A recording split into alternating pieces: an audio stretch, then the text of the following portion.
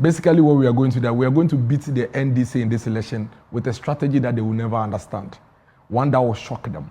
One that will amaze them. You remember how before we came into 2024, they said we don't have a message that we cannot even go out to campaign. I'm sure you remember. Yeah. And then because they were there, they were the only ones. And I'm sure you remember how in about 6 weeks, Dr. Bawumia pushed them into oblivion. And now you can't find them anywhere. And that till date, the Ghanaian people are struggling to understand what they represent and what the options they are. That's how we are going to beat the NDC. We are superior to the NDC. We have a flag bearer that is superior to John Mahama. A flag bearer that is more committed and sincere to the people of Ghana than John Mahama. John Mahama is disrespecting us by even thinking of coming to tell us that we should vote for him. He's disrespecting us. It's an insult to the people of Ghana for us to see him on TV and say, vote against these people and vote for me rather. You collapsed and sold 300 factories. We should vote for the people who have worked the private sector to bring 300 factories. We should vote against them and vote for you. You withdrew teacher and nurses allowance. You are telling us that vote against those who have restored teachers and nurses allowance and give it to me. You kept teachers and nurses who graduated at home, 2014, 15, 16. These people have come to keep them at post. You are saying that vote against the NPP even though they brought these teachers and nurses to work and vote for me who kept them at home. Teachers and nurses worked for a year. You pay them for 3 months. You are saying that the ones that is paying them for the time they are working should be voted out, and then you, who paid them for 3 months instead of 1 year, you should be voted for. It doesn't add up. You kept us in darkness for 3 years out of your 4 years. You are saying that the guys that kept power on for 7 years, 8 years in their tenure should be voted out for you. It doesn't add up. You constructed over just about 4,000 kilometers of road. You are saying that we should vote against the government that has constructed 12,000 kilometers of road and vote for you. It doesn't add up. This government has encountered challenges.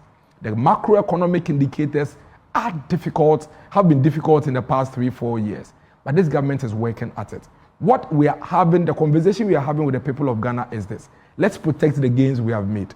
Let's protect the little effort we've been able to, the little output we've been able to make, whilst we pursue the outstanding ones. And that's why Dr. Mahmoud Bawumia proposes the bold solutions.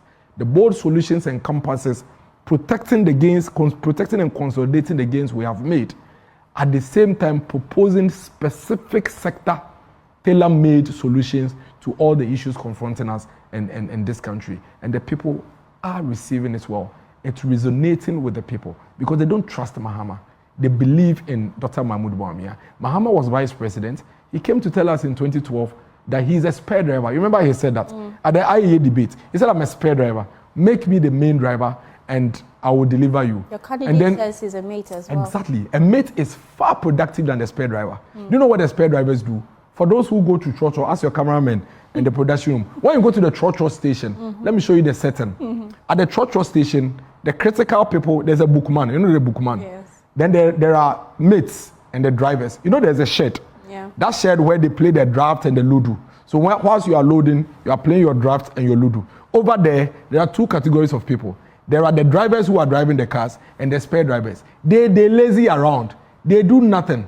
The only time you see a spare driver do something is when a driver doesn't show up for work because he's not well.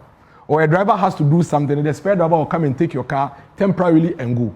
But do you know what happens to the mate? Whilst the driver is relaxing for his trotro to be loaded, the mate is loading it. The mate is cleaning the car. The mate is washing the car. The mate is checking the oil. A mate is far productive to the effort of transport than a spare driver. So really take your time to analyze the situation. But that's just beside the point. The point here is that he said he's a spare driver. We should make him the main driver. We listened. We actually listened. And we made him a main driver. When he became main driver, what did he do to us? In fact, at the time when we went through challenges which were domestically induced, I won't say that governments do not encounter challenges. Every government will encounter challenges. But the difference between the good leader and the bad leader is that the good leader is not saying that there will be absence of challenges. But a good leader is the one that in the presence of challenges and difficulties is able to mobilize the people, work with them to get them out on the path of prosperity and progress. When he encountered challenges, when we were in energy crisis, when doctors were asking for better conditions of service, when nurses, the poor parents were asking for support for their children to go to school, he told the poor people in this country that if you only vote for me on the basis of the restoration of your nurses and teachers allowance, then I'll ask you to vote against me. He told the doctors that he's not ready to negotiate with them on anything. At the time when we didn't have power, he was increasing electricity. When we told him that it's becoming too expensive, even though it's not there, he said if it's becoming too expensive, stop charging your phone. That is that fine difference between John Mahama and Dr. Mahmoud Bawumia. We have a government that says that yes, we acknowledge that there are challenges. The economic indicators haven't been easy, but we beg you, we have to take some hard pills now to be able to get ourselves out of this once and for all. Shall we look at these solutions? We need to do debt restructuring. Please, you need to let go a certain portion of your assets. It is just to save the state. We need to come back on our feet. And this government has been working day and night slowly to try to get us out of it. You are saying that we should get this government out and bring you. You who encountered, tell me, what was the global economic challenges we were encountering in 2013, 14, 15, and 16 that warranted the difficulties we went through? We didn't have power simply because we had generators but had no money to buy fuel to power the generators. That was all. The challenge we're facing now. No, we are not. The same challenge we faced for 10 weeks. The same challenge we faced for 10 weeks. So that's the same challenge, and you're right, for 10 weeks. Why would you let go a government that put you through that challenge for 10 weeks for a government that put you through for 3 years? That is why Ghanaians don't trust him. That poor woman that you left her child at home for not accessing senior high school is the one going to vote against you. That senior high school, that basic school dropout, who wanted to go to school so bad, but couldn't go because the parents were poor, and she had to fall for teenage pregnancy, is going to vote against you, and her child will vote against you. That is the reality. And it's very disrespectful and insulting for him to come back to us and come and ask us for our vote. And this is what the NDC does. They do this in every election. President Kufuor brought this country out of oblivion, brought the country up to a certain level in 2008, where Ghana was called the gateway to Africa. In fact, we said that we're in the golden age of business. Banks used to come to our homes to come and beg us to come and take loans. He brought national health insurance. He brought free maternal care. He made basic education free by bringing capitation and topped it up with giving them free school feeding. Even in spite of all of these things, President Kufuor encountered challenges in 2008. Remember the Wall Street economic crunch.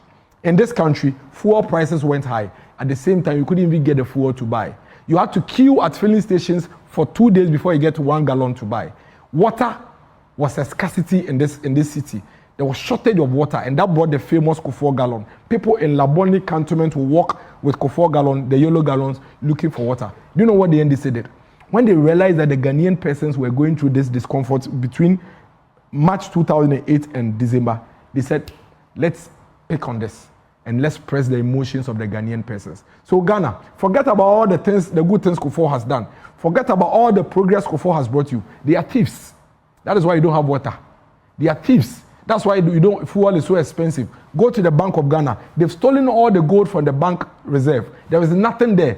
These are their bank statements. ADB, NIB. See, they are criminals. They are stealing our money. Kufuor is promiscuous. He has a twin babies with Gizel Yazi, Paul and Peter. It's been years since Kufuor left office. This case has still not here because they were lies.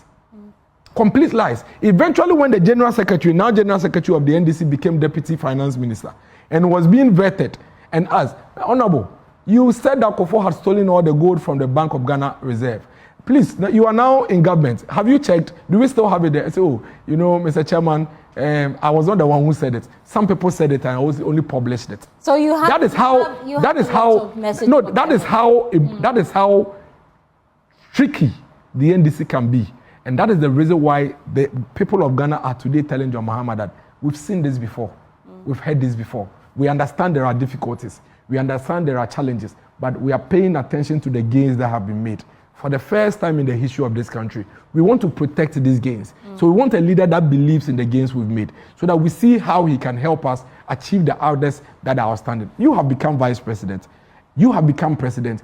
You've done all it is that you could. Shall we give another Ghanaian the chance? And that new Ghanaian is Dr. Mahmoud Bawumia.